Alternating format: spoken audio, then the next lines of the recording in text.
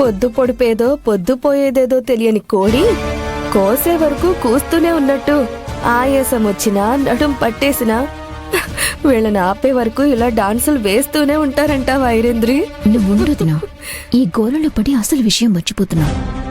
ఆ కనిష్క ఏతో bomb పేలుస్తాను, tsunami సృష్టిస్తాను అని చెప్పింది. ఇంకా సునామీ రావట్లేదేంటా అని నేను చూస్తుంటేను. నువ్వు సునామీ కోసం ఎదురు చూస్తూ ఇక్కడ జరుగుతున్న ప్రణయ తాండవం మిస్ అయిపోతున్నావన్నమాట. మావయ్య ఒక నిమిషం, నేను ఇప్పుడే వస్తాను. ఎక్కడికమ్మా? వస్తా.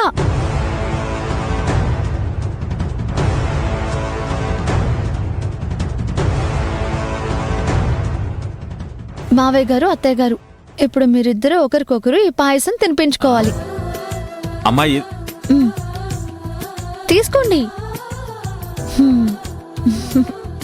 వేదా,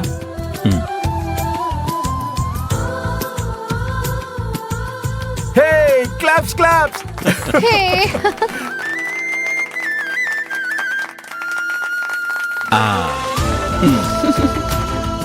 పెద్దనా ఇలా ఇవ్వండి.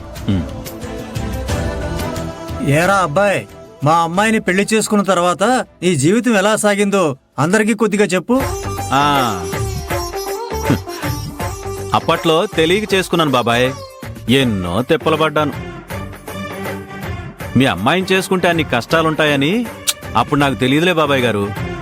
ఏం తిప్పలు పడ్డారు, ఎన్ని కష్టాలు అనుభవించారు అవి కూడా చెప్పండి, వింటారు. కట్టుకున్న మొగుణ్ణి కంటికి రెప్పలా చూసుకున్నానే, అందుకు కష్టపడ్డారా? ప్రతి కష్టంలోనూ సుఖంలోనూ మీకు తోడుగా ఉన్నానే, అందుకు తిప్పలు పడ్డారా? ఎందుకు పడ్డారో చెప్పండి.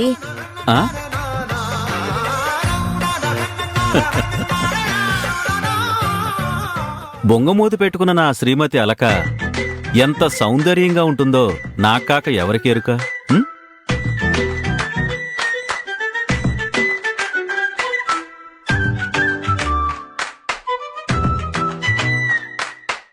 అనాల్సినవన్నీ అనేశారు, చెప్పాల్సినవన్నీ చెప్పేశారు.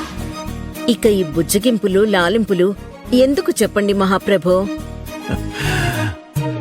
హే, నీ గుర్తుందో లేదో వేదా, రాజీవ్ పుట్టినప్పుడు అనుకుంటా, వాడు ఏడుస్తుంటే నువ్వు తట్టుకోలేక ఒక తల్లి ప్రేమ ఎలా ఉంటుందో అప్పుడు నేను గ్రహించాను. నేను మొదటిసారి వ్యాపారంలో దెబ్బతిన్నప్పుడు నా చెయ్యి పట్టుకుని నువ్వు చెప్పిన మాటలు, నన్ను ఓదార్చిన ఆ క్షణాలు గుర్తు తెచ్చుకుంటూ ఉంటే, నువ్వు నా భార్యగా రావడం నాకెంత అదృష్టమో నాకు అర్థమవుతూ ఉంటుంది.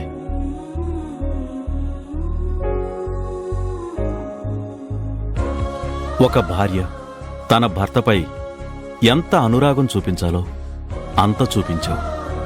ఎంత మమకారం చూపించాలో అంత మీరు నా మీద చూపించారండి. నా ప్రతి అడుగులో అండగా ఉంటూ అడుగులు వేస్తూనే వచ్చావు. నా ప్రతి బాధలో నాకు ఓదార్పుగా నిలబడ్డారండి. నేనెక్కిన ప్రతి మెట్టు తోడుగా నా వెంట నడిచావు. ఎవ్వరూ ఇవ్వలేనంత గొప్ప గౌరవం నాకందించారు మీరు. ఇంతటి అందమైన అణుకువైన అర్ధాంగిని పొందటంతోనే నా జన్మ సుకృతమైంది. నీలాంటి మనసున్న తెలివైన భాగస్వామితో నా జీవితం సార్థకమైంది.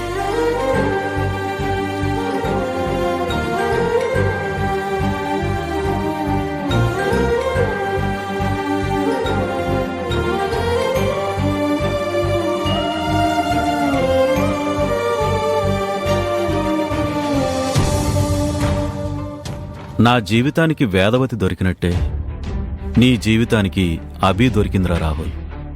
మీ మధ్య ఈ ఎడబాటు ఎడారిలో ఎండమావి లాంటిదే అవ్వాలి కానీ ఎడారిలో ఇసుక తెన్నిలా శాశ్వతంగా ఉండకూడదు.